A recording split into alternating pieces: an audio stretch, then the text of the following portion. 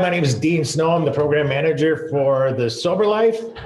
And if any of you don't know what the Sober Life is, it's just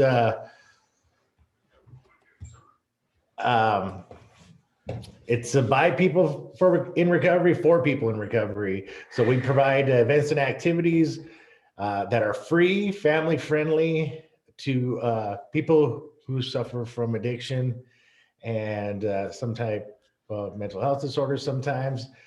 And we have physical health activities, and just events like we had an Easter egg hunt not too long ago, Sunday, as a matter of fact, with attracted over 300 people. So things are looking up here, and we're finally getting out of the COVID, and things are opening up, and people are wanting to get out and have some fun. So we just are here to provide connection and purpose for people who sometimes don't have a lot of hope. So tonight we're going to have some recovery stories from 4 individuals, Brian, Leah, Calvin, Kathy, and Mr. Jeff Fauque.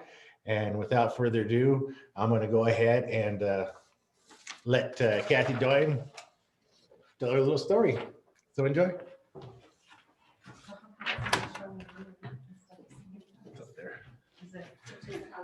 Yes, I don't know why it's like that.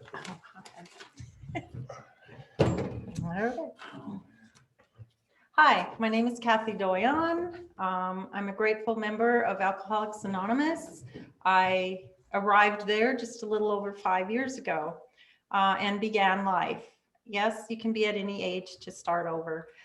I was very lost, hopeless, hated myself when I got here 5 years ago.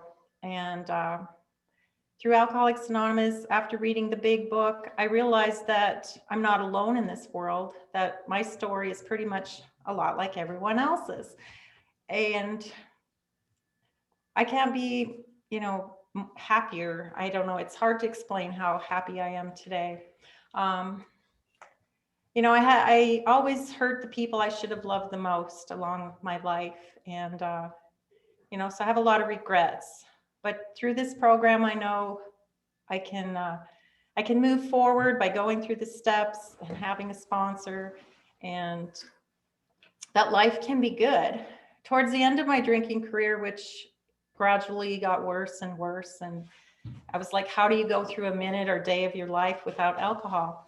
But by the time I got here, and especially through Sober Life, which I joined a couple years ago, which I'm very grateful we have here in Great Falls, I do see that life can be so much more fun, sober, and we can enjoy things we do. We don't have to drink to supposedly have fun. Today I realized that that wasn't fun, because most of the times, I'd wake up, didn't know where I'd been, what I'd said the day before, who did I hurt,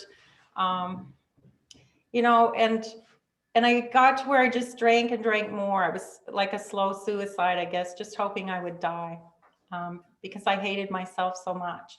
And I didn't really know why. I knew I was an alcoholic, but I didn't know what that meant until I got into the AA program. And Sober Life has given me so many fun events. I've helped with, they've painted rocks, we have barbecues, we have fun. They have almost any event you could have. We've done yoga, refit, which is like a dance exercise. They have water aerobics. I've tried to play volleyball until I injured my shoulder. Basketball. I don't know. They just do a little bit of everything. They also have workshops like woodworking, plumbing, about anything that we would like to have. They have ways to better our life. I always lived in fear, I guess. And I realized I can't do that, because I can't move forward if I constantly live in fear. But that was through a lot of years of abuse and, alcoholic husbands. I had a couple of those, and plus myself. And I just wanted to drink and bury those feelings away. today I have been able to move forward. I have learned that I can only move forward if I can forgive myself of my wrongs. And, you know, through amends, I can correct those wrongs. And if people are willing to accept them, great. Not always are they accepted. I just, today I couldn't be happier. I know that life is never perfect. There's always some roadblocks along the way. But through this, you know, programs, I learned that no problem is too big, you know, and there are so many people in my life today that are friends. I thought I had a lot of friends out there drinking, but there's only a couple of those left in my life today. I had to change my people, places, and things, my playgrounds. Yes, that was a grief process to give up my alcohol, to give up those friends. But today I have true friends. We all want the same thing. We're all here to recover. We're all here to succeed. And we all want to see each other succeed. I wish when I walk out the doors of these rooms that, you know, the whole world could be that way. We'd all be happy and accepting. No, not even at all. I can't remember the name of one. Because once I walk out the doors, to me, life was always about having to compete. You know, I had to compete with other women. I had to compete with my family members. You know, I always felt like I was never good enough. And today I know that that doesn't really matter. The only person I can make happy is myself, and through my own actions. People can't make me happy. I have to make myself happy. If I'm having a bad day, I have to stop and start over. I usually every day, every evening, I turn to my higher power, which for me is God. And, you know, without him in my life, to get out of the way, I have to learn to get out of the way of God. He's in charge, not me. I always wondered why people couldn't do everything my way. And it was because I thought I was in charge. But we all are individuals. We're all unique people. But at least in these rooms, we're all here for the same purpose, you know, to be there for each other, to help each other along the way. I know I never have to be alone again, because I have so many people out there in the world. No matter where I go, whatever state, country, you can walk into these rooms and feel welcomed and like you've been there your whole life. Anyway, but through sober life, I know life is fun. We're not a glum lot. And it's good to have a life of peace and serenity. And no matter what my problems, I know that they can be fixed, and, you know, everything shall pass. You know, life is life. That's the hardest thing about life, is life. But today I can learn how to live that through all these people I'm blessed to have in my life today. You know, my favorite saying is, if I don't drink today, I will never drink again, because it's always today. And to let go and let God, let him be in charge, and to get out of the way, and life does work. And, you know, you always think life can't get better at some points of my life lately, but it seems to always get better. And, you know, for that, I'm very grateful. I find a lot of gratitude in everybody in my life today. And I'm so glad to see all of you here. And I wish you all a good life on our road to recovery.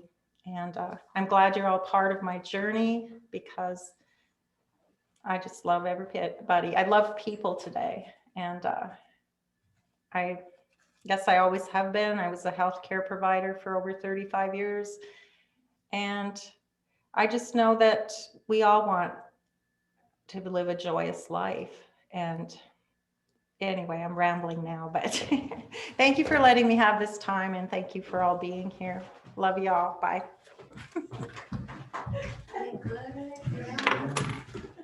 Thanks, Kathy. And now, Mr. Brian Tucker. 10 minutes. Yep. How's it going? My name is Brian Tucker. I've been sober for 3 years now. You know, I was really strung out on meth and heroin. I had, I was doing gram of meth and probably a point of heroin a shot, and I'd do probably about 4 or 5 shots a day. I was losing, I mean, pretty much didn't care who I was screwing over, what I was doing, just as long as I got high, and then I have 3 kids, with 3 different baby mamas. And the last girl I was with was pretty much kicking me out and making it, or I was losing everything. It was the middle of the winter, -30 out. And, only way I could see was to become sober. Oh man, Calvin, hold on. Here, I'll just. Hold on one moment, we're having technical difficulties. Just get out of it. There you go.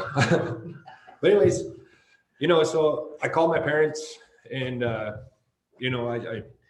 was like a little child, and I called them to come pick me up, and they dropped everything that they were doing, and faced, when it was the 10-foot drifts and roads were closed. They came over from Browning to Missoula to pick me up and drive back. And I remember waking up, doing a last shot and getting in the car, and really not wanting to go, but I knew it was either that or death, because I tried killing myself at least 8 different times by overdosing, hanging myself, cutting my wrists, all the above. And I just knew it was time to quit. So I went to my parents' house and went cold turkey on their couch, and I mean, it was pretty rough, but I got, I want to say at least a month under my belt, and then I relapsed because I was left to my own devices and I wasn't staying active, and I wasn't actually in a program or anything. And a friend came around and decided to go back out with her. And, it took about a day for me to start hearing voices and seeing things and going crazy, about freezing myself to death by walking out into the middle of nowhere with no coat on. And ended up, with an ounce in my pocket. And I ended up getting arrested January 24th or 22nd, one of the two. And that was the last time I ever used. I actually went back to jail, and I sat for 2 months and realized that I needed to change, and I got out, and the day I got out, I went to, Rocky Mountain Treatment Center, and got signed up for that. Not Rocky Mountain, my bad. Crystal Creek in Browning. Got signed up for that, got in there, and I did the month there, and ended up in vet court because I was facing possession and just possession and another felony. But anyways, I got into vet court and did vet court for a year and a half, and instead of just fighting it or thinking that they had a thumb, I used it to my advantage. That I did everything they wanted me to do, plus more, because I knew I wanted a better life, and I didn't want to be that piece of crap that was sitting on the, like under the bridge or in a casino, or, because that's where I was at. I didn't care about other people. And I got done with the year and a half, and one thing that helped me out was sober life, actually, was because one of my biggest fears when I was trying to get sober was it was going to be boring, that it was going to be dull, that life wasn't going to be fun anymore because I wasn't getting high, that I wasn't out there, doing what I do, But I found sober life, and it made me get a very strong group of friends. I met one person after another, and they pretty much led me into different friendships. And now I have such a strong support group from sober life. I mean, I go play volleyball, I go play basketball, I hit all their events that I can, and it's helped me become a better person. I mean, I've actually got into school, you know, and what is it? I'm getting my A in welding. I'm getting my certificate in industrial tech, you know, learning about motors and hydraulics, pneumatics, all that stuff.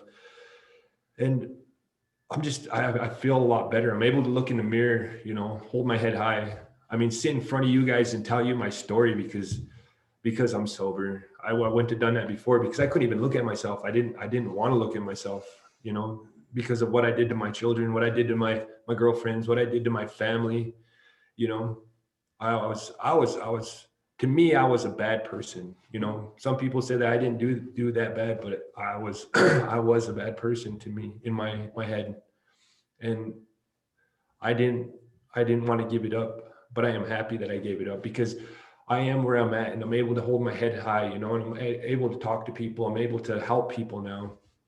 I have money in my pocket because I'm not sitting there buying drugs or, you know, like deciding if I need diapers or, you know, or drugs. I'd rather buy diapers. I'd rather buy clothes for my kids. I'd rather buy clothes for myself, you know, help out my friends if they need help and stuff. And I mean, that's what sobriety's given me. It's given me a new life, gave me a new I guess perspective that I am a good person and I am a decent person, you know. I still have a long road ahead of me. I mean, it ain't easy, and I'm willing to do whatever I can to stay on this road, you know. And one of the things is like helping Leah Wetzel start a group, you know, here at Lines for Youth, you know, with Sober Life. And it's Red Road support group. And, you know, it's just, life is so much better and I'm just so much happier. And people, I mean, just getting my support group from Sober Life and from Vet Court and, you know, from all over is what got me sober. I mean, I wouldn't be where I'm at without the people that are standing behind me, you know, or standing beside me, holding me up. I mean, I fall hard sometimes, you know, and I have friends that I can call upon. And it was from Sober Life that I got these friends, you know, a lot of them. So I don't know, but I'm Brian Tucker and I'm happy I'm sober. So thank you very much. Good job. Thanks, Brian. That's great. Good stuff right there. Jeff, do you want to go next? No. What? Who do you got left? Huh? We got Calvin and Leah. Oh, well, if you wouldn't mind, can I go? What's that? Can I just What's go that? last? Can I just go last? Is that okay? Yeah, that's fine. Leah, do you want to go next? I'm gonna say, no, we can't call the shots here, man. Also, I wanted to add, Brian just hit his 3 years sobriety too. So I'm Leah Wetzel. I'm an addict, alcoholic, in recovery from toxic relationships, stealing, lying, all the above. You name it, I was addicted to it. My story started before my use. I dealt with sexual abuse at a young age, the first 12 years of my life. And I'm like fifth generation of boarding schools. So, you know, within my family, there was a lot of mental, physical, and emotional and sexual trauma. So I kept a lot of things in, you know, our family, it's like, we knew of these things, like everybody knew of these things, but you just didn't talk about it. And that's how I was raised. And I was raised by, well, both my parents, my stepdad and my mom. They both worked for the school district here in Great Falls. And so I was like an honor roll student. I played basketball, volleyball, and softball growing up. Played the violin, viola, and cello. And so I had a pretty structured environment. Looking from the outside looking in, it would probably be somewhat picture perfect. but there was a lot of secrets, you know, within the family. I had a brother, he grew up in Helena, I grew up here. And when I was 12 years old, I tried to commit suicide. I started really acting out in school and having a lot of behavioral issues. So my mom sent me to live with my dad. And there wasn't much structure. My dad was like building his federal construction company, which really took off. So he was gone a lot. And so my freshman year, I moved to Helena, and I moved a week too late to try out for basketball. And that was always like, I guess, my coping skill. And when I didn't have that and my dad wasn't around, I ended up getting into, you know, drinking on the weekends, smoking weed. And it turned into like during the week. And at 15, I was introduced to, well, it was called crank back then. And my mom's youngest sister, I started, you know, sneaking out with her, and she was more like a sister than an auntie, I guess. And I started smoking it and snorting it and selling it. And and like I said, my drinking and using, it was like an everyday thing by then. At 19, I was on my own reservation, and my aunt told me that, you know, I could go with these people that wanted to go to a party, and I ended up being gone for 3 days. I was kidnapped and raped and held by gunpoint. And I don't know, you know, moments like that, you know, I ended up getting away. And you know, I always knew there was something bigger than myself, you know, in situations like that. And so I went on. I never spoke of it. I never spoke of trying to commit suicide. I never spoke of any of the stuff that happened to me. And my brother, my big brother, he was raising my nephew, Jacob, on his own. And he told me if I got my shit together, like come stay with them and help him raise my nephew. And when I seen my nephew, like a lot of things changed in me. I wanted to be a better person for him, but I didn't know how to take care of myself. So my brother ended up screwing up and going to prison. And my dad and I got together, and like I started my own branch of construction company off my dad. And I was the first ever in BIA history, first ever and last in BIA history to get bonded to do a construction job through them. And I did it, and I did it really well. And as things went on, there was just like a lot of things, like I don't know.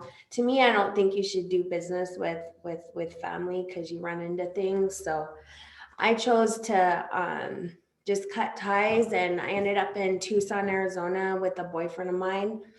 And he was on run, and we were down there, and I started shooting up heroin because it was like, he was really easy to get down there. And I hurt my knee like a little bit before that, and I got on pain pills. And so if I wasn't getting the pain pills from my doctor, then I was hitting the street getting pills or heroin. Down in Tucson, it was heroin. And I think I was 21. I think it was on my birthday, actually. And I started shooting up down there. And like I said, he was on the run. So we had to make a decision to he was going to go turn himself in. And so I was going to drive him back. And so we got as far as Dillon, and we ended up getting into a fight outside of a gas station, and cops came, and he had like over $100,000 bond, and I got bonded out, went back to Great Falls, ended up meeting the father of my kids, and found out I was pregnant with my daughter, and told the doctor that I had been using and stuff, and they worked with me. And I never really truly like felt happy. until like I said, my nephew came into my life, and then the day I seen my daughter. And by this time, their dad, he was pretty abusive. He was in and out of prison. But I had my daughter on 7/7/7 at 120. What is it?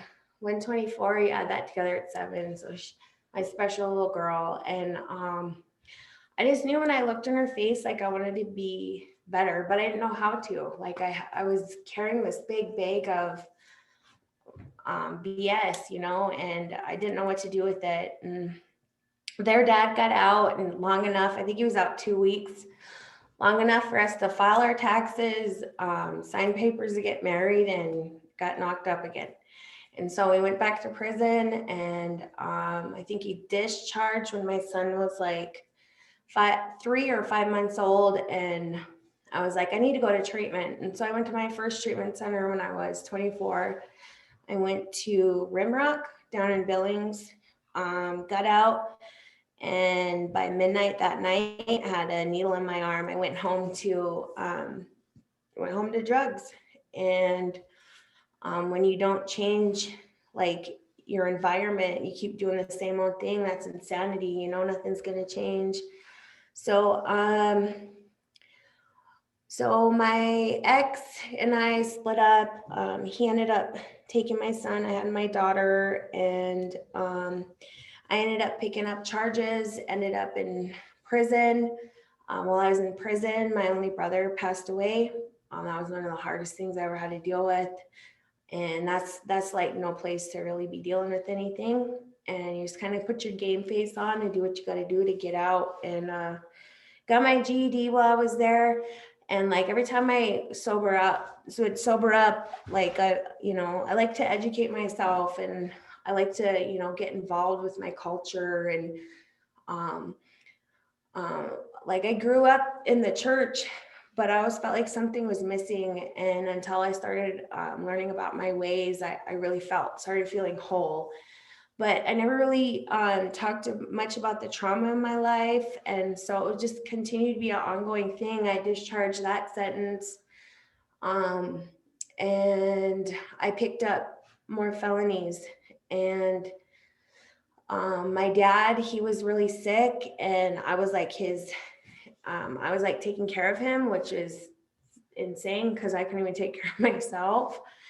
And I ended up having a knee surgery and getting back on pain pills. I was in jail for the new charge. Judge Pinsky, via satellite from the Hill, asked me if I wanted to be in drug court. And I had heard from like girls in jail and stuff, oh, he'll OR you. So I thought, that's a quick way to get out and start putting a needle in my arm again.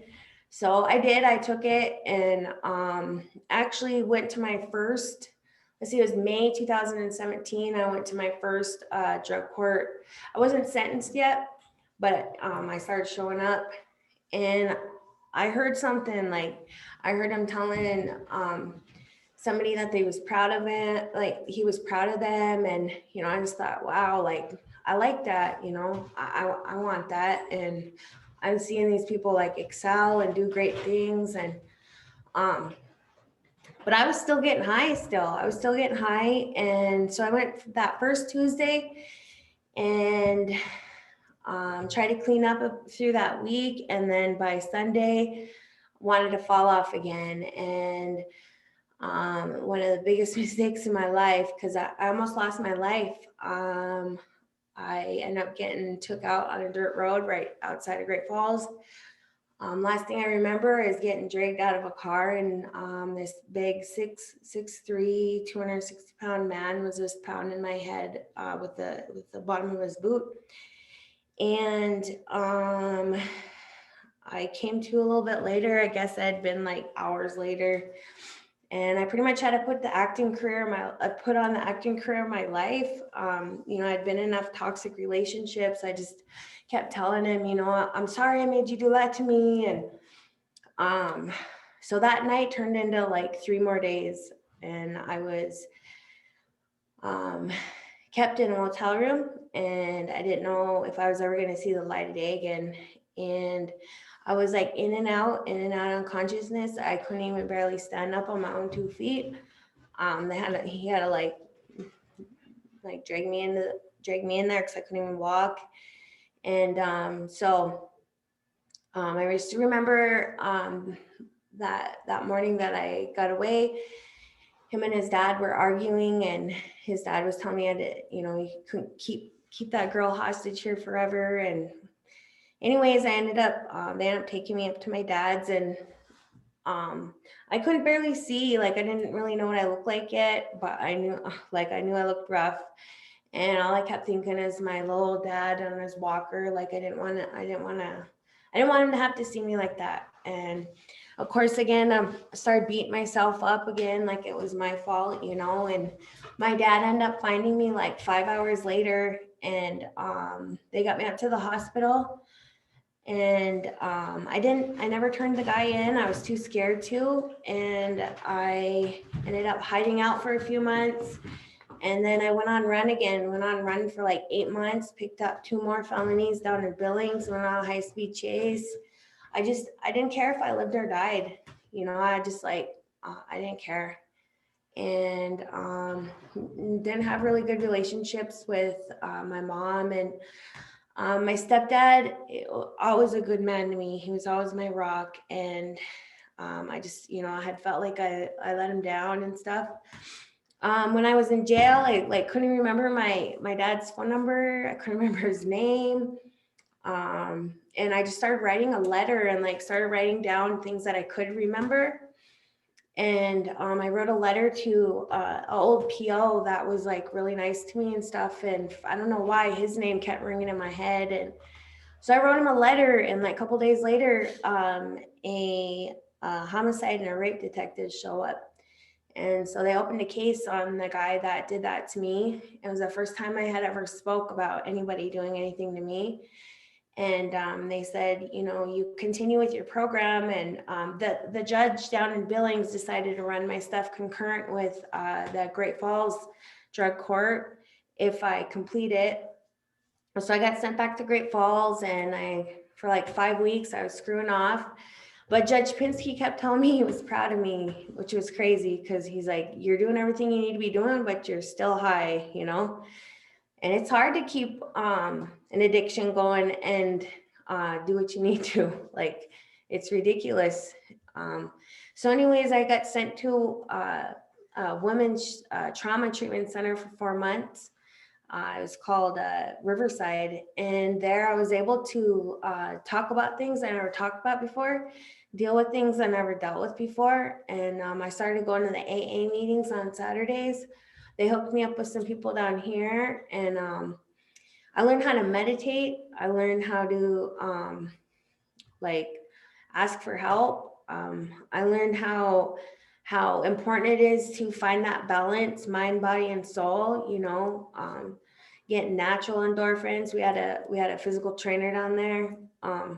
So when I came back, I just gave it all I had, and I screwed up a few times. I didn't use, but I had about a couple months after I got out, they had me go to the doctor and found out I had a traumatic brain injury and a vision impairment. And so I was running around that whole time, and I'm really lucky to be alive, and I know each and every one of you has a story, and you guys are lucky to be alive. We're all miracles here. And sobriety, it's not all a bowl of cherries, but it's the best thing that could ever happen to me. I actually feel love. I got my children back. I graduated drug court. I went to the peer support training. I'm in college courses right now. I got to meet some great people. Dean, Calvin, Brian, Kira, I see your face on there. I got to meet some cool people, and I got a sponsor. That's one thing I never did before. My counselor, Scott James, he's the best. And it takes a tribe to keep me up, but Creator has us all here for a reason, and that reason is, we'll find out, and for me, I just try to follow my heart and take the time to be patient with myself, and it's hard. It is hard, but but you know, you need to reach out for help. And sometimes that phone's like a million pounds, but you got to pick it up. And I just got a new job with Enlightening Minds last week too. So Victoria Davenport, she's very special and dear to my heart. My boss feeds me every day because I'm so busy. I forget to eat, you know. I don't know. It doesn't look like it, but but I'm very honored to be speaking to you guys tonight and be with this group of people. And you know, I hope to see you guys in the rooms of recovery, because that's where it's at, you know. I have a sponsor in AA, and I also have a mentor in the Red Road. And, you know, I listen to my elders these days. You know, I like to talk a lot, but sometimes I need to shut my mouth and just listen, you know. And in the beginning, when I first started going in those rooms, you know, I didn't really feel a connection, but like you bring your body and your mind comes, you know. And definitely, I feel a lot of connection with Sober Life Family and Alliance for Youth. I'm actually contracted with them. I do groups for Drug and Veterans Court now, and they got a lot of cool activities for you guys, for all of us. And without them, I wouldn't have the support in my life that I do today. You know, the same support that I had in drug court. You know, some of them are my best friends to this day. And I know each and every one of you definitely has a purpose. And I hope you guys hear something tonight that sticks with you and you can take home with you. And God bless you guys. Thanks.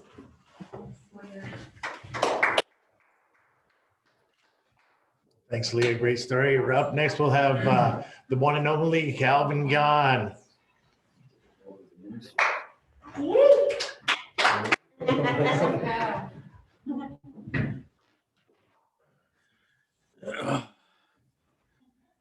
Good evening, everyone. My name's Calvin Gahn. I'm the third Calvin Gahn, so that's it's pretty awesome. Glad to be here. Honored to be able to share a little bit of my story with you guys tonight. Just want to thank Alliance for Youth and Sober Life for allowing me to do this and asking me to share a little bit of my experience, strength, and hope with you all.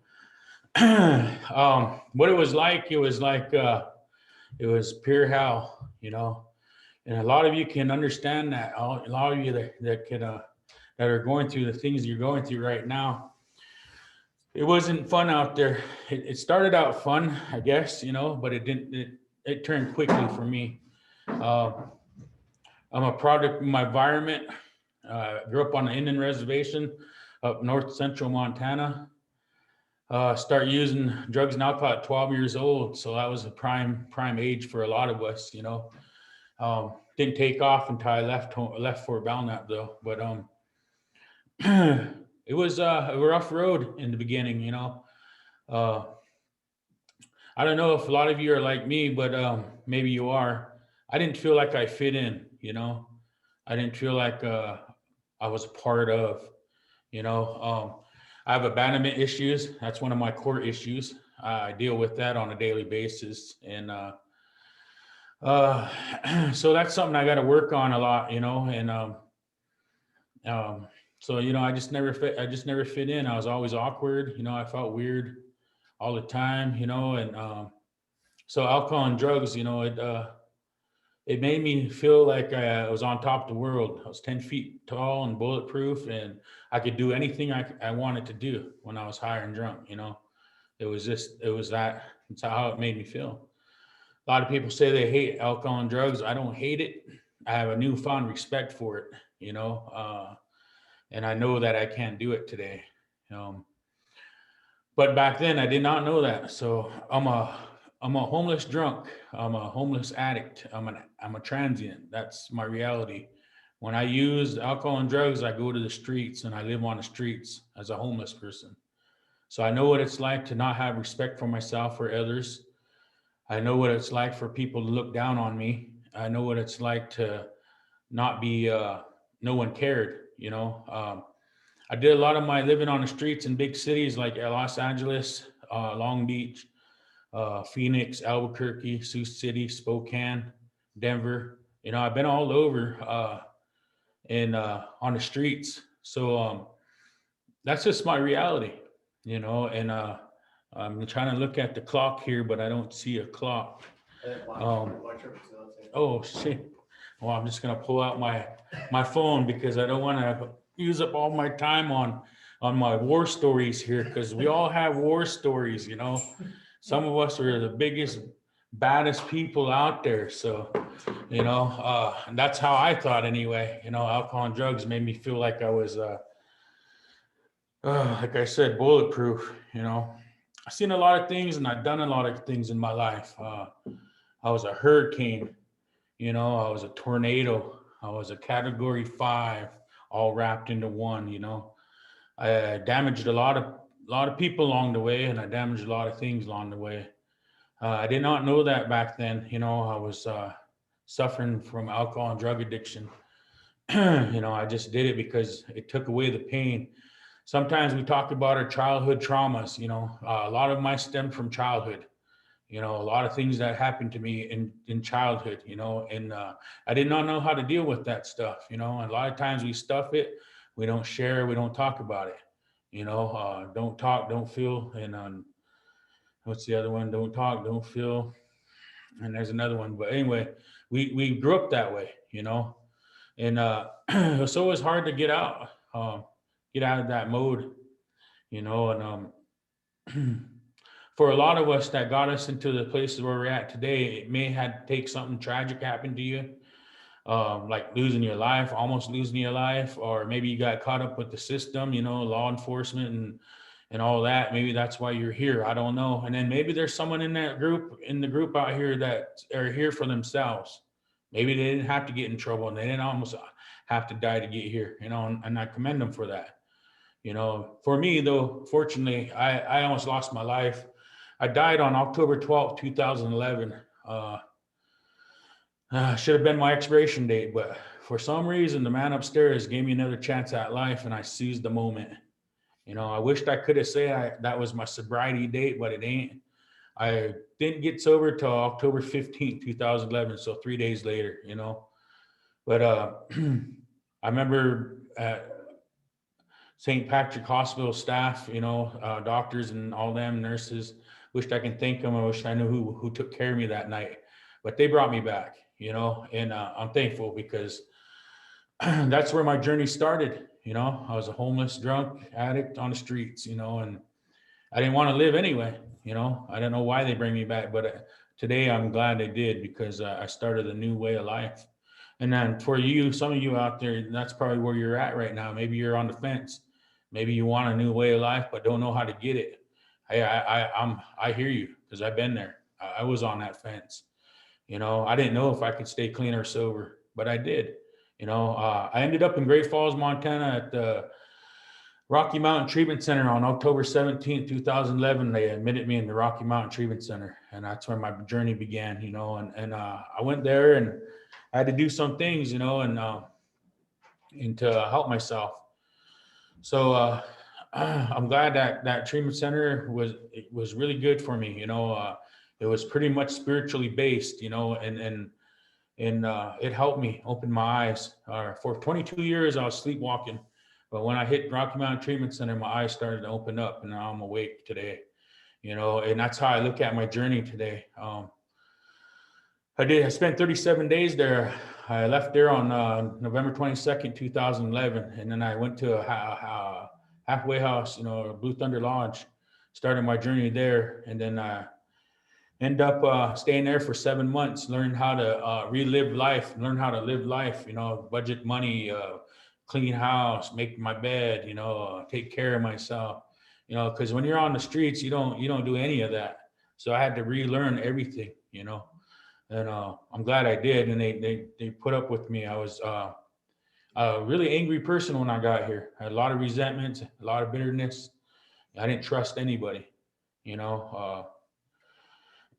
so I had a lot of work to do. I had a lot of work I had to go through to get where I'm at today. And that's what it takes. It takes a lot of action. It takes a lot of work to work on yourself, to find out who you really are. when I came into these rooms, I was 10 different people. I was a chameleon. But today, you know, I'm only me. This is what you see, is what in front of you is what you get. You know, I know who I am today. I'm came into these rooms as a follower. Today, I'm a leader. I'm a leader today because of this program, you know. I'm gonna talk about the 12 steps because the 12 steps is what changed my life.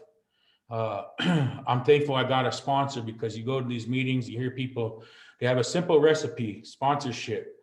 Read the big book, do the 12 steps, help others, clean house. Clean house, I thought maybe clean my house. No, probably not, but clean inside yourself, you know, scrub out your heart. You know, that's what it means, you know, and I had to do those things, you know, and I'm glad I got a sponsor, and he had 31 years consecutively, 31 years of sobriety. And that's why I picked him. It wasn't because he was married, had cars, had a bank accounts, nothing like that. I just wanted to be continuously sober. And I picked him, and he walked me through those steps. You know, I did all 12 steps. I did them out of spite, actually, in the beginning, because I had a lot of ego and a lot of pride, and I wanted to tell people that these 12 steps didn't work. But I ended up doing these 12 steps wholeheartedly, sincere, and honestly. And as I got through them, my life started to change. I start to find out who I am today. I know who I am today. And that's the best feeling in the world, man. You know, you don't have to be 10 different people and always put on a front or a facade or anything like that. You just be yourself, you know, and that's the best feeling in the world, man. To be honest and be yourself. To have a coin that says to thy own self be true. That's me today, you know.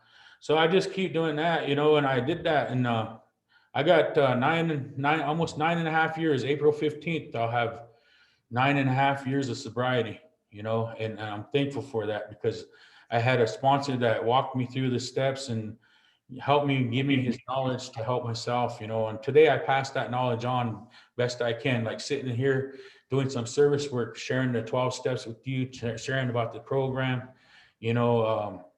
It's all about carrying the message, right? Maybe someone in the audience don't know what to do. Maybe I'm planting a seed today. That's all it takes, is planting a seed, you know, and then it will take on its own. You know what I mean? And that's the beautiful thing about it. Some of you guys are in treatment right now. And like when I went to treatment, man, I had a flicker of flame. They call it hope. I had just a little bit of hope left in me. And I just needed somebody to fan that flicker of flame. And when they did, man, boom, I lit up. My eyes lit up, man. My spirit came back. Because when I got to this program, man, I was broken. I was lost, you know. And today I'm not that way, you know. Like I said, I did these 12 steps, and they changed my world, man. It changed my life. This program saved my life, but it also gave me a life today. I'm no longer on the streets no more. I don't longer live that way. I tell people when I got sober, I didn't want to live the way I lived, and I didn't want to feel the way I felt. And that's why that's why I gave it a shot, man, because I had nowhere else to go. There was no options left, man. You know, but some of you guys, you know, there's probably still some options left, but you don't have to take them.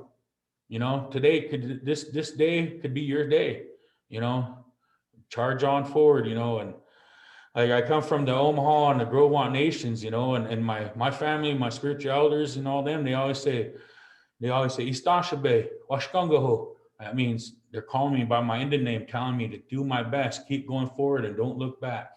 And that's what it means. And they tell me that every time they see me, because as I stay on this road, my actions speak louder than my words. You know, people are trusting me today. People respect me today. People are asking me for help today. All this stuff, I didn't want none of that when I got clean and sober. It just happened, you know. Today, I pray for a lot of people because I'm a prayerful person, you know, and I lost my way on May 31st of last year, man. May 30th of last year, I lost my father to COVID. You know, I lost my father, man.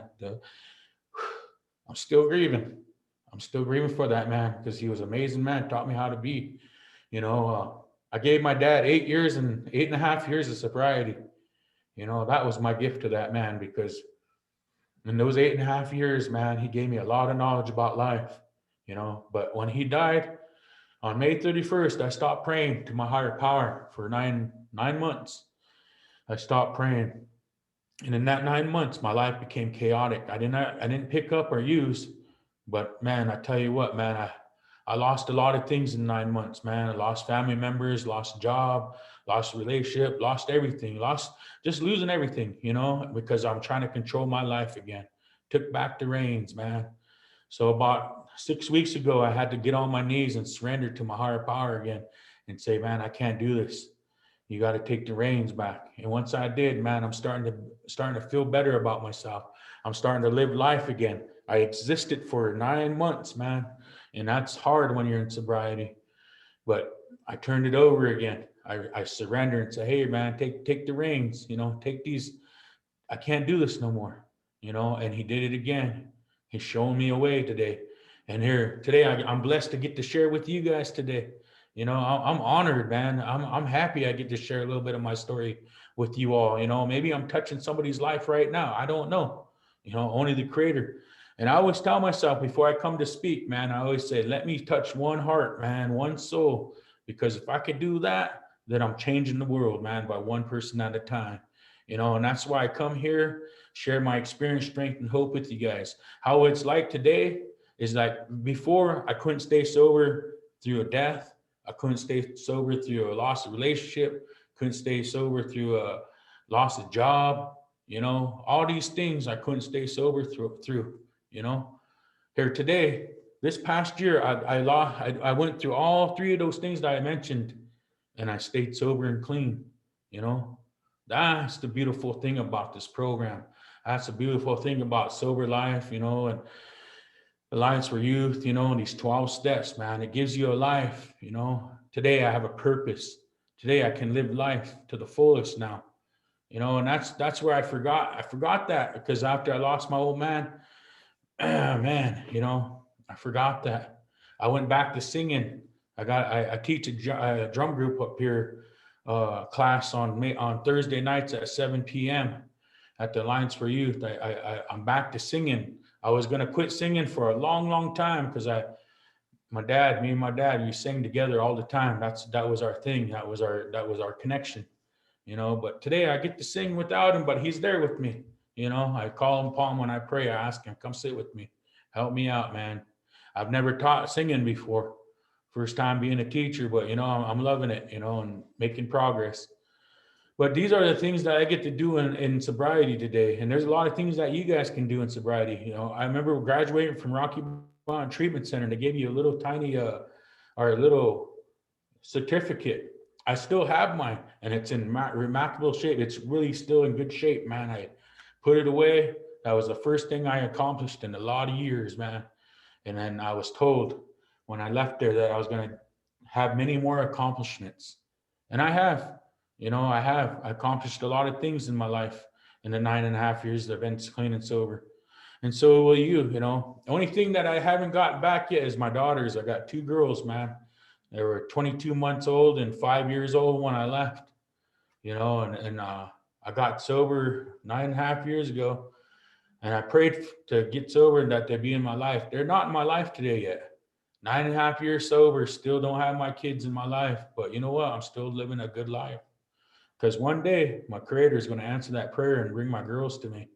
And they're going to know that they have a loving father, you know, but I got to keep doing this deal, man, because, you know, if I pick up and use again, I'm going to go right where I left off. And that was death, you know, and that's what's going to happen to me. And I know that in my heart. Like I said, I don't hate alcohol and drugs, man.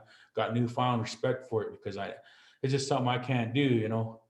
I have a broke drinker and a broke drugger, so no parts to replace those, you know, and I know that, you know. So today I get to come here, share a little bit of my story with you guys, and like I said, I hope I touched somebody's life today, man. And I'm proud of each and every one of you out there that came onto this thing here, because you know this is weird talking to a screen, but I can see some of you guys out there, you know.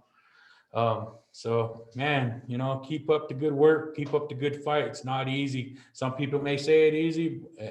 It's never been easy for me, but you know what? I have good days though, and I have bad days, but I keep moving forward, man. And I got a group of friends. They call it the brotherhood, the herd, whatever, man. We have a group of friends in sobriety, man. They come together and they don't want nothing from me, but they want to see you succeed.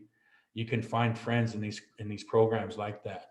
They just want to see you succeed, you know, and pay it forward, you know. So like I said, man, thank you for letting me share a little bit of myself with you tonight. You know, so I want to say thank you. Appreciate it.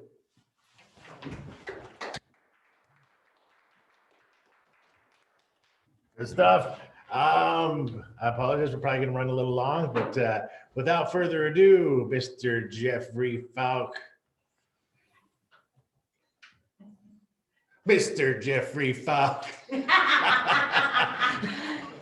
Mr. Jeffries.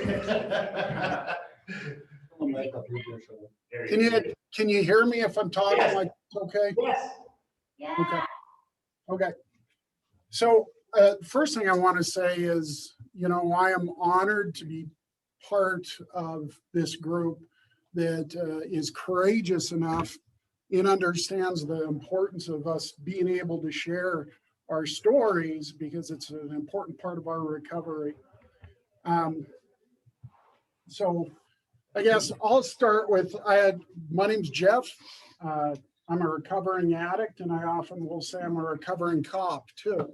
I played a huge role in a lot of the struggles that I experienced growing up and eventually ending up inside of an opiate addiction. I was raised in Sunburst, Montana. I had a family of 6. My dad was the science teacher in the town, and my dad taught science actually for 50 years. He was actually kind of a famous science teacher, and he was actually on the Today Show once. And so I had a lot of reputation to live up to. There was early on in my life, I remember my father sitting down and telling me this, and I don't think he meant it to harm me. I really think he meant it to inspire me or motivate me. But he sat my brother and I down, and he had told us, "Sons, the only thing you have going for you in your life is your good reputation." And I remember thinking to myself, man, that's a lot. And in order to make my dad proud and not to embarrass him, I got to make sure that I live up to this reputation. So I kind of developed this core belief that it was more important what other people thought about me than what I thought about myself. And through high school, I certainly wasn't an academic, but I excelled in athletics. And but I always had to be at in the top row, in the front row all the time. I was student council president. Eventually, athletics was my thing. I ended up playing college basketball. I got recruited to play football for the Grizzlies, and off I went chasing beer and women and basketball. I had a fairly normal, I guess, whatever normal is. I used to think that we didn't have any dysfunction in our family because there wasn't a real history of chemical abuse. However, as I later found out, we certainly did have dysfunction in our family. My dad was a very angry person, and he didn't know how to express his emotions. And he was a very controlling man. I still have control issues, and that's still a work in progress, but I was a very angry person for a long time in my life. And you know, I guess I come by it honestly, but that certainly was my dad controlled our house through anger. And I love my father and I respect him, but this was part of that dysfunction because he didn't know any better. Nobody taught him how to, you know, necessarily behave or act or how to express his anger in healthy ways. So eventually I was kind of bouncing around from school to school, university to university. And eventually in 1992, I got hired by the United States Immigration Service, the Department of Justice. And I went to work up at the Port of Pagan, north of Babb, up in Glacier County. And so I was an immigration officer there. And I was proud to be an immigration officer as I was excited. I was 24 years old and I was a federal officer. And, you know, this constant drive I had in me to present as this success all the time, and this fit right into my plans. And of course, making my father proud, making everybody else, you know, I don't know, some of those thoughts were wish they were like me, because look how successful I am. And I was successful, I guess, by some standards when I was working for the federal government. I got a lot of quality step increases. I got recognitions for the most drug busts and all of this. But just prior to that, you know I heard Calvin, and I love you very much, Calvin. I respect you and I miss you. I'm glad to see you're back. But I also have abandonment issues, like Calvin was talking about. And mine did start when I was really young, and I experienced some trauma when I had eczema from my nose to my toes. It was when I was a child, and I almost died from it.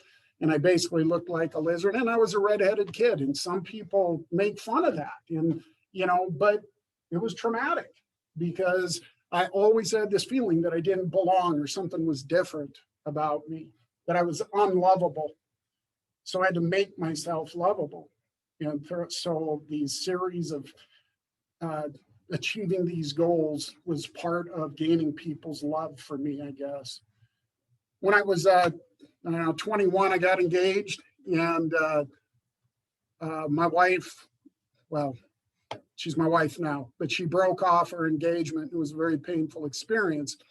And it ended up actually in the future fucking up a lot of my relationships, because I was afraid of being left again, having that message reinforced that something was wrong with me. She didn't love me. She left me. She wouldn't marry me.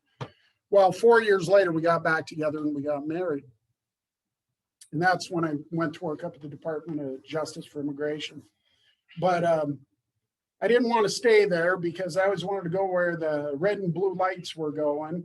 And the Glacier County Sheriff's Office recruited me to come and work for them as a deputy. And that's what I wanted to do. So I resigned my job with the federal government, and I went to work for Glacier County Sheriff's Office. And during this time, those first couple of years, you know, honestly, I thought it was the best job in the world. It actually fed my ego also. And, you know, if you know something about narcissism, at the core of narcissistic individuals, there's a lack of self-worth and self-esteem. And I was a prick.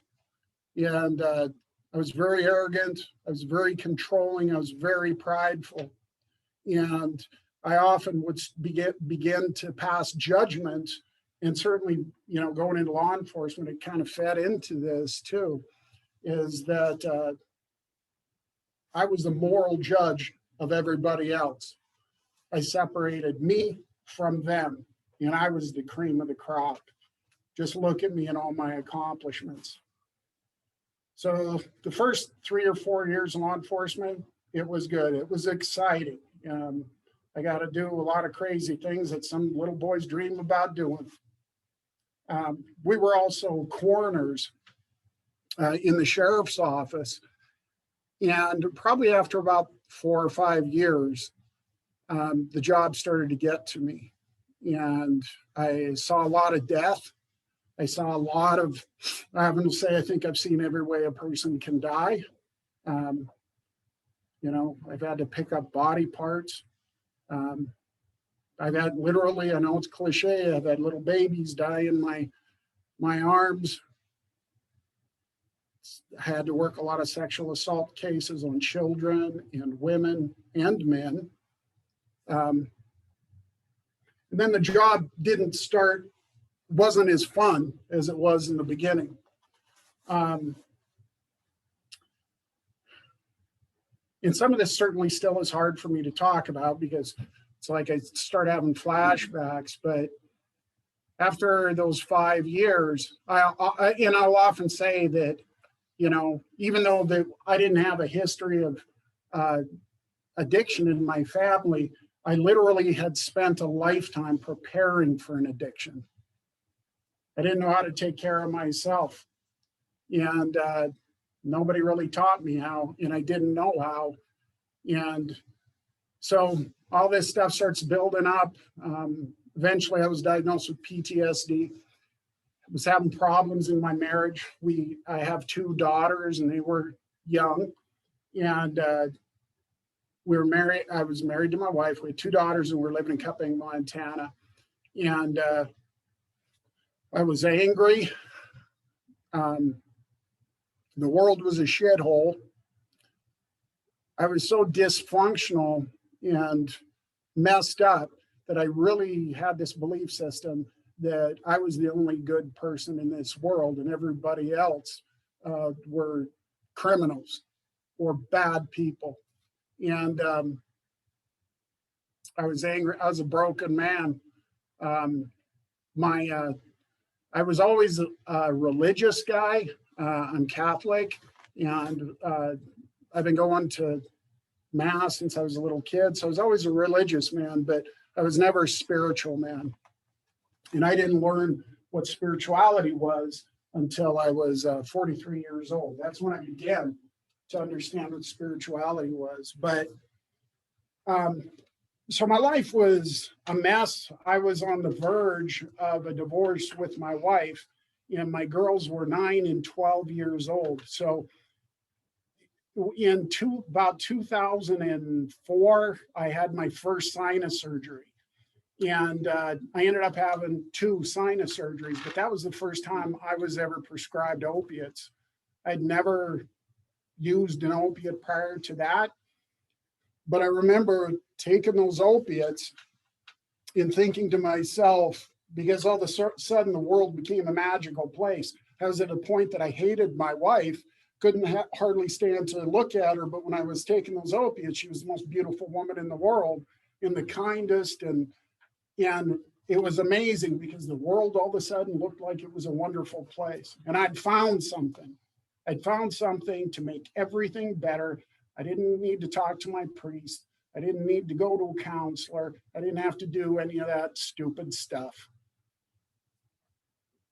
But the problem with addiction, it certainly doesn't discriminate, and it treats us all the same. And it treated me the exact same way it treats everybody else. So by the time my second surgery was done, I have physical dependence on it as well as a psychological dependence. Of course, I was on the drug task force, and at this time I was the undersheriff in Glacier County. I couldn't just go buy drugs off the street. And so my addiction was very isolated. I worked very, very hard to keep my addiction a secret from the public. So I had to turn to other means of obtaining my opiates. And as a cop, I'm sure people can guess how I got my drugs. As a coroner, we would take medication, and I would want to go on these coroner calls just in case somebody had opiates, and I would keep them. There's some stuff that I did, I still am not real comfortable talking about because I don't know if the statute of limitations has run out. But I'm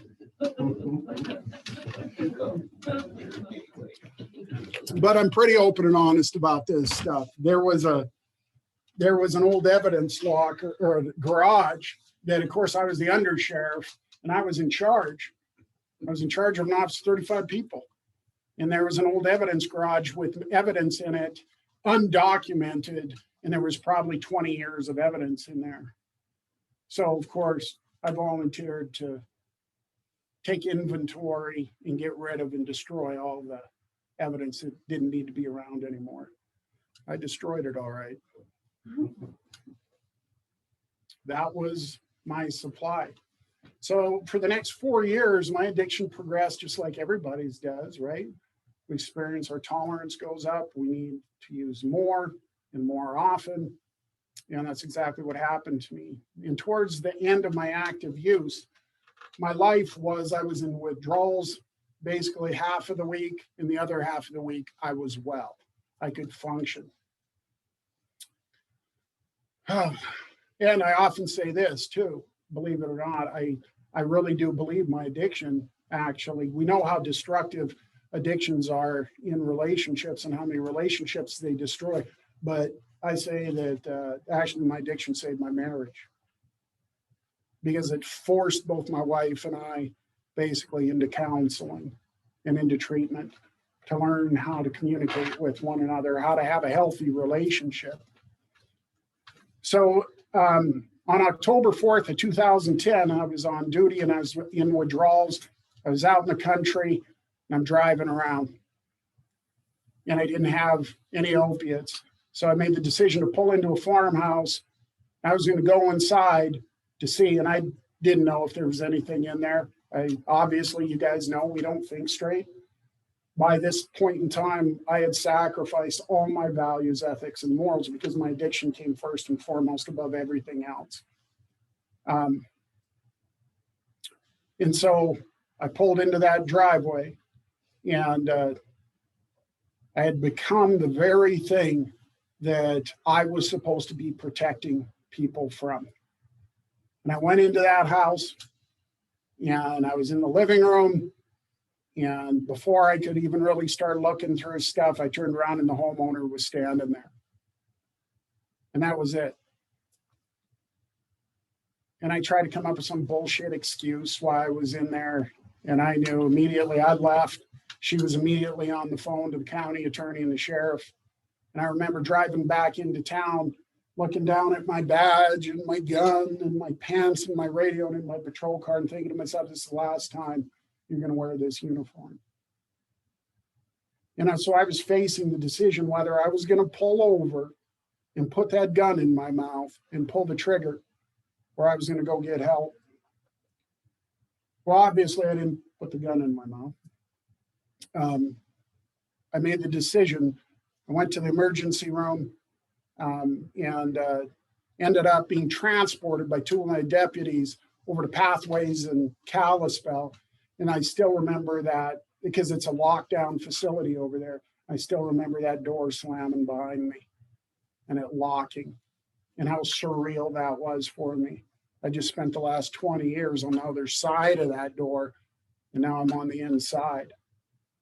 I was still in denial, still trying to control things and still trying to manipulate the situation, that I was going to fix all this. When I just got caught in somebody's house on duty, burglarizing it basically. And I remember my wife calling me on the phone, and for the first time, I said, I'd been there like for 3 or 4 days, and I said, I'm ready to come home now. I think I got this. I got this figured out. I'll fix everything. And she said, you're not coming home. You're not seeing your children until you get the help you need. So on, well, it must have been about October 8th at that point, I made the decision to go to inpatient treatments at Rimrock and Billings. And I went there. And I was there. I was in treatment for a total of 40 days. During the whole time, I can say, you know, I thought I was done. I wasn't experiencing any cravings to use, felt very safe and secure. And I left treatment after 40 days, and I wasn't done. And then the cravings came, because now I'm dealing with life on life's terms, and I wasn't prepared for it. And I had multiple slips, multiple relapses, and I continued to use. And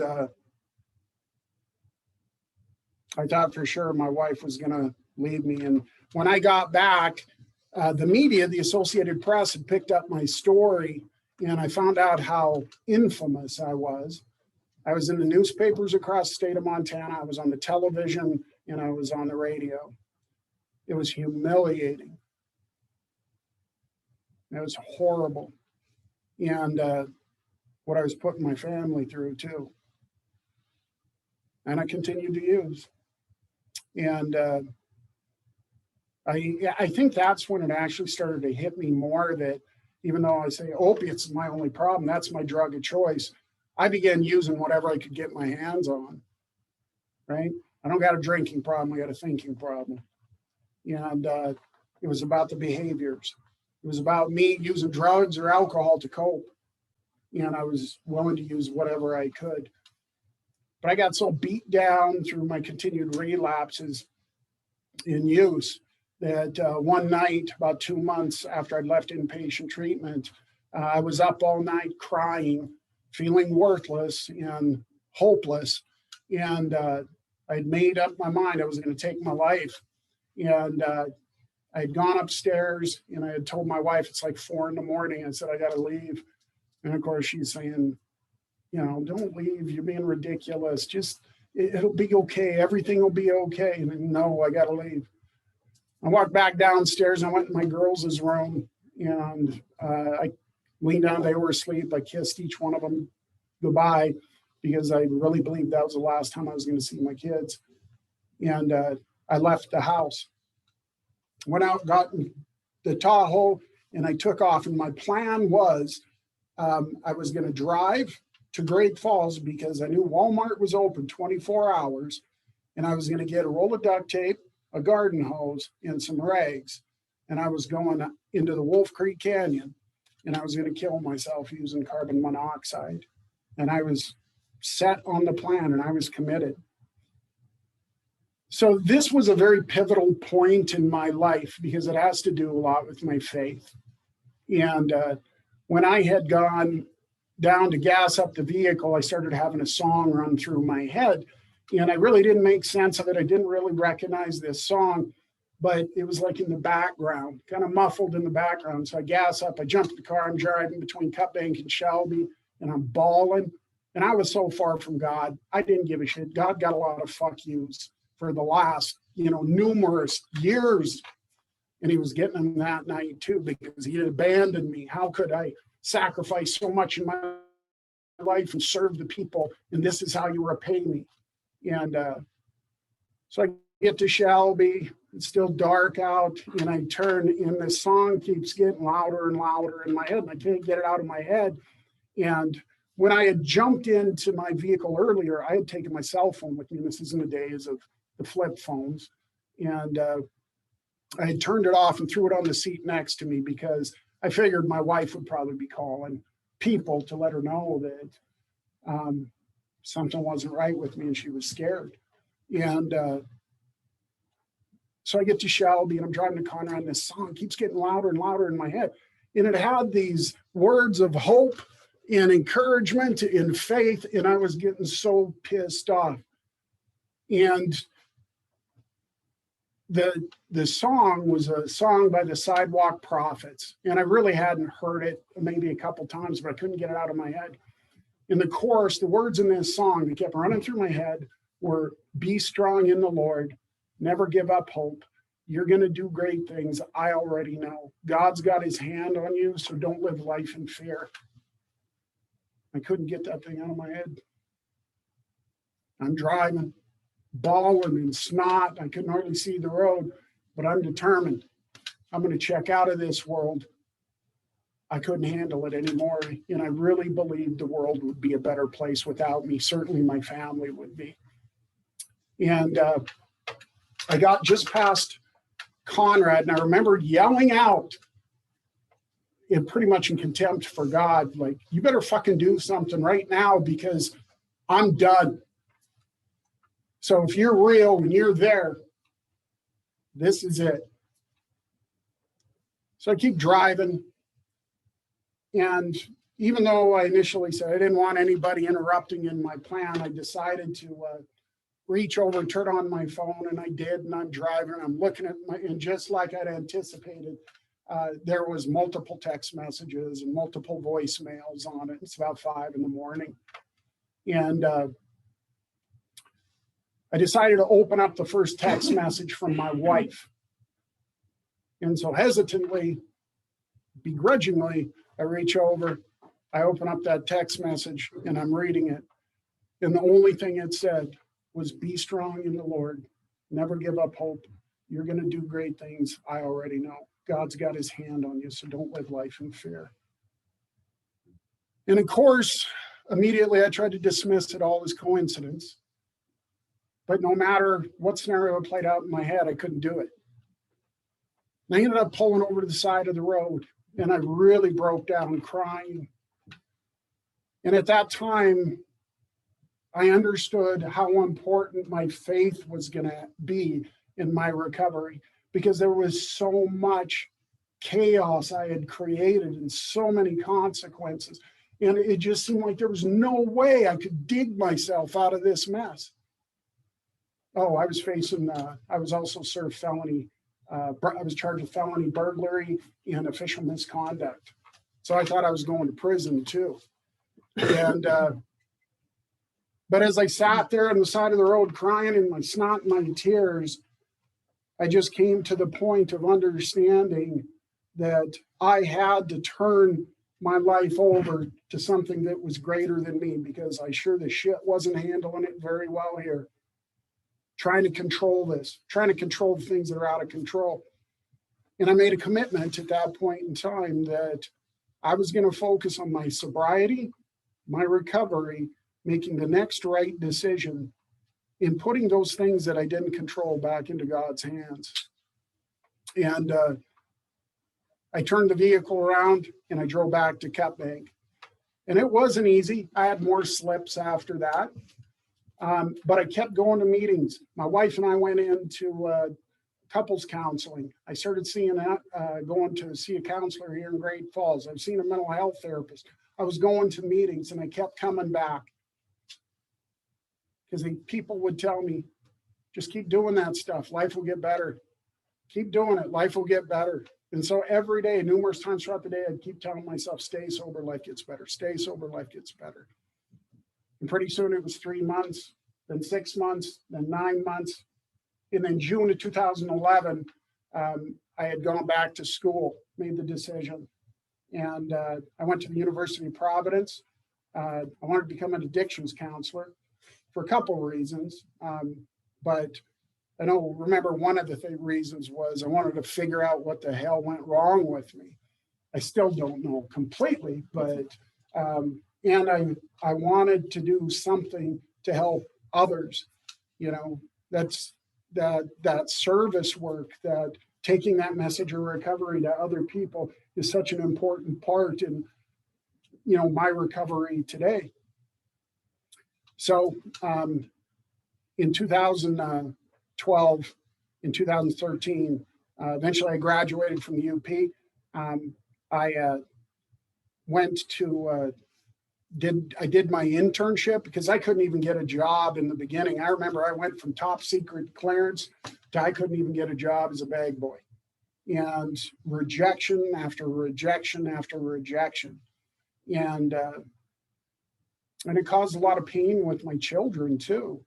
My relationship with my oldest daughter really suffered, because I had abandoned them, and they certainly experienced a lot of grief and trauma. And to this day, that's the most difficult thing for me, still knowing the pain and the suffering I caused my children, what I did to them. And but it was really hard, because even with my oldest daughter, I'd go look on Facebook and she was keeping me at an emotional arm's distance. And it tore my heart out, because I just wanted her to love me. I just wanted her to be proud of me. But she was so scared that I was going to leave her again. But I just kept praying and making the next right decision and staying sober and working my program. And I was just hoping she would learn to love her dad again and to trust her father again. Remember how important that was. I was for 3 years, I was going back and forth from Great Falls to Cut Bank, while my wife basically raised the girls and I was going to school. I'd be there like on the weekends. And my oldest daughter, this is a couple of years into my recovery, came down to stay with me. And she was there. And we had a pretty good weekend. And she left, she went home. My wife came and got her and took her back to Cut Bank. And I had gone downstairs, because I'm living at my mom and dad's. I was back in the basement of my mom and dad's house. And I walked into my bedroom and there's a little letter sitting on my pillow. And I still have it, because it's very important to me. And this is what the letter said. My daughter's name is Mackenzie. She said it was written on July 16th of 2013. She said, words cannot describe how much I love and look up to you. Before all this started, our relationship was not certainly the best, but that's completely changed. Having a good, strong relationship with you is so important to me, and I'm so glad that we have that again, and better yet, this time stronger. I look up to you so much. You've done a complete 180 with your life, and because of that, I'm inspired to be just like you, humble, spiritual, and forgiving. These are just a few of your qualities that I admire. I love you to the moon, Dad, your little girl. And man, I've been waiting for that for a couple of years. Those of you with children know what I'm talking about. And the suffering that we go through for our own behaviors and the pain we've brought upon our kids. And it's been a continued relationship. I've had to continue to work on my relationship with my daughters, but we're a work in progress. My oldest daughter, believe it or not, the irony of it is she's actually in pharmacy school. So she's going to be a doctor of pharmacy. I always tell her not going to be able to come visit her at work. So try to get all the pills. It's a joke.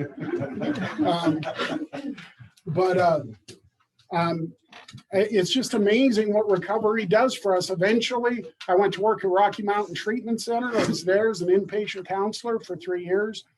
I came over here in 2015. I was the treatment court counselor for 3 years, and I've been here at Gateway since 2015. And man, it's been a hell of a road. But there is hope. As long as we have breath in our lungs, we open our eyes, there's hope every day for us to find restoration in our lives. But we have to work our asses off in order to get there. This is the most difficult thing we will do in our lives if we do it right. But there's hope. Stay sober. Your life gets better. It works if you work it. If we keep doing what we've been doing, we're going to keep getting what we've been getting. So we got to do things differently. It's work, but it's worth it. So that's it. That's the short version, believe it or not. So thanks for listening. Did y'all go to sleep? Thanks, Jeff. I appreciate it. And I appreciate everyone for tuning in. Very moving stuff. And I appreciate everyone that came here. Brian, Leah, Calvin, Kathy, and of course, Jeff. Some of the sober life activities that we have going on, the men and women's, on Monday, women's healing group, Tuesday, volleyball, Wednesday, Red Road Big Book study, Thursday, Native American singing and drumming class, Friday, basketball, Tuesday and Thursday, we have water aerobics, and coming up for events, we have writing club on Saturday, April 10th. That's writing, not writing. Saturday, April 17th, the Gibson Park cleanup. If you guys aren't doing anything on April 17th, come down and help us clean up Gibson Park at 11 a.m. And on Sunday, April 18th, we'll have our Native American beading class from 2 to 3 p.m. And also coming up in May, we're going to have Automotive 101 class, as well as a hiking adventure out at Sluice Boxes State Park. So we have a lot of stuff coming up. Get involved with Sober Life. If you're at the Rocky Mountain Treatment Center, Enlightening Minds, Gateway, they do have membership agreements there where you can sign up, and we'll send you out texts and emails of all the events that we have. And also check out our Facebook page, Sober Life 406. I appreciate everyone for joining us, and stay strong. Thank you, Dean. You bet. Thanks.